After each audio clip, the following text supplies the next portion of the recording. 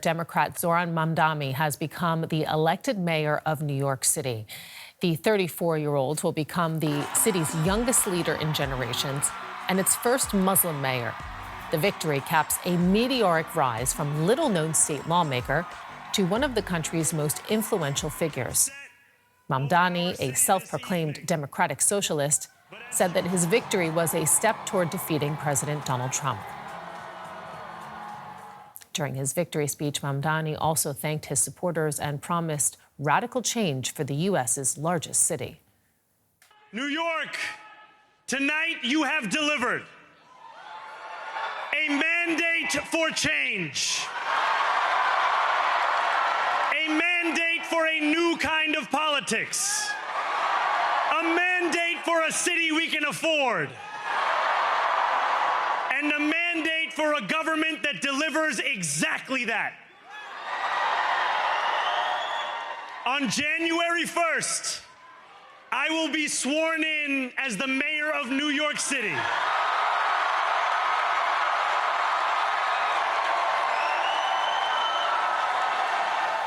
U.S. correspondent Benjamin Alvarez-Gruber is in New York, where we asked him how big a shakeup this is for the city and for Democratic politics. This definitely will be a shakeup of the politics of the city here. It's very remarkable. It's also a tweet that the new mayor of New York, Zohran Mamdani, posted on social media, where he was trying to get people to talk into a microphone a year ago, and basically nobody in the city knew him, to now be the new mayor here of New York. But we have to be careful here. Probably a lot of people and high-ranking politicians within the Democratic Party will try to jump on the victory wagon now, while many decided to not endorse him. For example, Chuck Schumer, who is the leading top Senate Democrat, also here from New York, decided not to actually endorse Zohran Mamdani for the race here in New York. And Benjamin also spoke with some Mamdani voters and asked why they are convinced he's the right person to lead the city. I think he's a candidate that came out of our collective movements for liberation. He came out of the Palestinian liberation movement, out of democratic socialist movements, out of movements for migrant justice. He built coalition with queer and trans people. He really means it when he says that it's all of us means all of us, and we haven't seen a candidate coming from the people like that, I think, ever. Why did you vote for him? It's something we've needed for a long time. I'm someone who is willing to take the side of the working class and not be a corporate Democrat, what we've had all these years. Do you think he will be able to accomplish? That's the thing, and that's why I hate, no, not you personally, but I hate when this question gets asked, because A, yes I do, and B, the fact that he's promising them, the fact that those are the things he wants and advocates for, tells me enough about him already. Yeah, it's going to be hard to get through legislatively, but the fact that he's promising them, that signals to the people that he's on our side, that he cares about what's going to make our lives better. Now, Democrats also triumphed in two closely watched races for state governor. In Virginia, Abigail Spanberger comfortably defeated her Republican rival. She'll be the state's first woman governor. She told supporters they had chosen pragmatism over partisanship. In New Jersey, Democratic Congresswoman Mikey Sherrill is set to move into the governor's mansion after a campaign that saw Trump endorse her rival. And in the U.S. state of California, voters have backed Democrat Governor Gavin Newsom's plan to redraw the state's congressional districts ahead of next year's midterm elections. There were long lines before the ballot initiative, which is aimed at enabling Democrats to win more seats in Congress. Newsom launched the plan to counter similar moves by Texas and other states, which are seeking to bolster Republicans' numbers to help them keep control of Congress.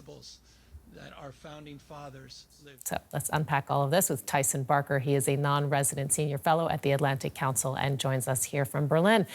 A big night for Democrats. What stands out most to you, Tyson? Well, I think two things stand out. One is in every race, essentially, the Democrats beat expectations. It was really a clean sweep. And there's one particular bellwether race, the race for Attorney General in Virginia, where that kind of shined through, where it looked like the Republicans could kind of puncture the Democratic momentum, and that didn't happen. And the second thing is, even in that clean sweep, they beat expectations in the number of votes. So comfortable, as you mentioned, comfortable wins for the governor's races, comfortable wins for Zohran Mamdani, who was over 50%, and of course, about 2/3 of California voters supporting Prop 50. And let's dig down a little bit deeper into Mamdani's victory in particular, because he's saying that it symbolizes, to your point, Tyson, something bigger, this political wind of change across the nation that he is referring to. Let's have a listen to what he said, and then I'd like to get your reaction. Together, we will usher in a generation of change. And if we embrace this brave new course, rather than fleeing from it, we can respond to oligarchy and authoritarianism with the strength it fears, not the appeasement it craves. After all, if anyone can show a nation betrayed by Donald Trump how to defeat him, it is the city that gave rise to him. I mean, we witnessed a fiery speech by Mamdani there, one that very much played to his base. Has he indeed, as he claimed there, shown Trump how he might be defeated on the national level? Or is Mamdani's success, this style of politics and campaigning and what he stands for, something that can really only win in New York? I think the answer is it's too soon to tell. What we can say now is that clearly Mamdani has captured some of the energy, the mantle, rhetorically, communicatively, in his way of building coalitions of Barack Obama, and kind of recentered it around some issues of social justice and working class issues, and has demonstrated a way to win in New York. Now, as you mentioned, the demography of New York is quite different from the demography of the United States. But what is quite interesting in the races that we saw yesterday is that, these wins from Democrats represent very different wings of the party. What has to be recognized in this victory of Mamdani's victory is that the Democratic Socialist wing of the Democratic Party is now a true meaningful side of the Democratic Party. It's not just, a couple of figures. It's actually a growing part of the party and has a lot of the force of the base of the party. And that's going to be where Mamdani is going to have to prove himself in some ways, because he made some pretty significant promises that stuck with voters. Talk with us a little, let's broaden it out a bit here, Tyson. Talk with us a little bit more about the other results in Virginia, New Jersey, and California. What do those tell us about the state of national politics and where the country might be heading ahead of the midterm elections next year, and the potential, ultimately, for Democrats to shift the balance of power in Congress in their favor? So all of the races that took place yesterday were obviously Democratic leaning. But again, they beat expectations in the margins and in a lot of the individual cases where there could have been Republican victories.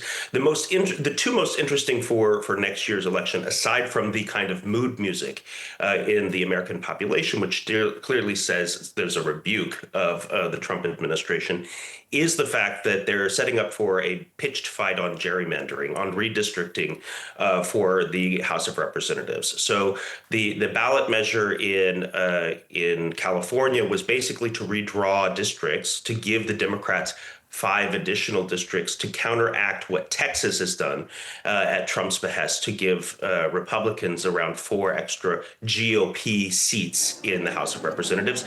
And what has happened now with this clean sweep in Virginia is that it has set the stage for something similar to happen in Virginia. Other states are also in this fight. So basically what we're seeing is a realignment of districts to be much more partisan in their outline, so that states that are Democratic are going to have stronger Democratic representations and Republicans are going to have stronger Republican representation. Ultimately, however, it will be a wash. But what we saw in this election is the energy, the voter turnout is really on the Democratic side. And so I think that going into next year, and of course, we've got a year ahead of us, this was a very good night for Democrats. Tyson Barker putting it all into context for us. As ever, Tyson, thank you so much. Thank you.